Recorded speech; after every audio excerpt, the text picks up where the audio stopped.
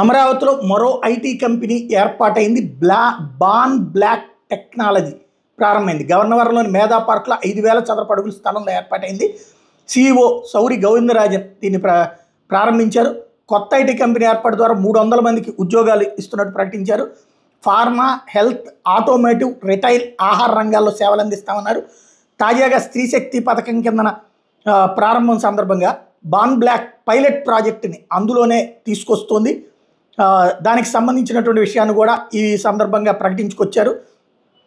ఆంధ్రప్రదేశ్లో మేము ఈ పథకం అందిస్తున్నందుకు సంతోషంగా ఉందన్నారు. స్త్రీ శక్తి పథకాన్ని ఆంధ్రప్రదేశ్ ప్రభుత్వం ఆగస్టు 15వ తేదీ ప్రారంభిస్తున్న సందర్భంగా స్పాట్ బస్ IoT డివైస్ని పైలట్ ప్రాజెక్ట్ కింద ఆర్టీసీ బస్సులు అమరుస్తారట.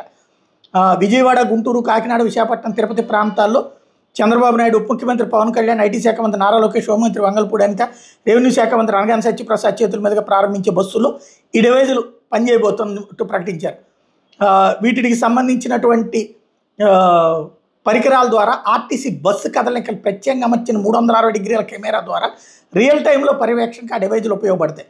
నిఘా, అత్యవసర సేవలు, భద్రత, బస్సు నిర్వహణకు అవసరమైన డేటా మేనేజ్మెంట్ విషయంలో పరికరాలు సహకరిస్తాయి. మహిళా సాధికారత, ప్రజాసేవకు సంబంధించిన ప్రభుత్వ కార్యక్రమంలో ఆధారిత సేవలు అందించేందుకు ఐటీ రంగం సహా అన్ని రంగాల్లో పెట్టుబడులకు అవకాశం ఉన్న ఆంధ్రప్రదేశ్కి $2.4 ట్రిలియన్ ఆర్థిక వ్యవస్థ సాధ్యమంటూ ఈ సందర్భంలో ప్రకటించుకొచ్చారు.